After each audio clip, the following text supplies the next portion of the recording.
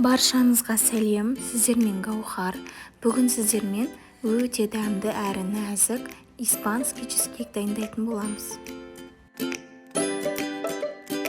Творожный сырымызға қантты қосып, біркелкі болғанша, қанты ерігенше араластырамыз. Оның үстіне кукурузный крахмалымызды қосамыз. Лимон шырынын қосамыз. 4 жұмыртқамызды бөлек ыдысқа араластырып аламыз. Аз-аз мөлшерден құйып, жақсылап біркелкі болғанша араластырамыз.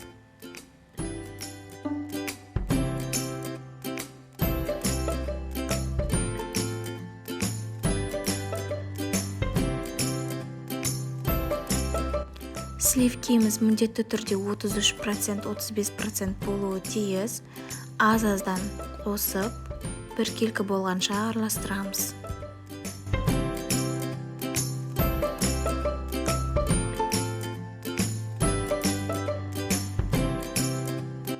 Диаметрі 22 сантиметрлік табаға құйып аламыз.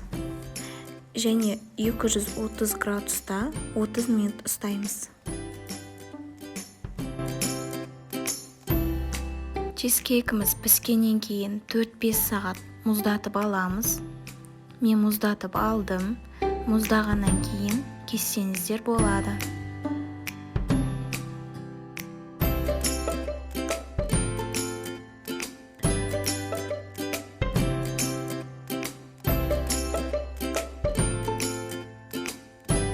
Осымен біздің чизкейкіміз дайын болды. Жасап көріңіздер, өте дәмді әрі нәзік болып шығады.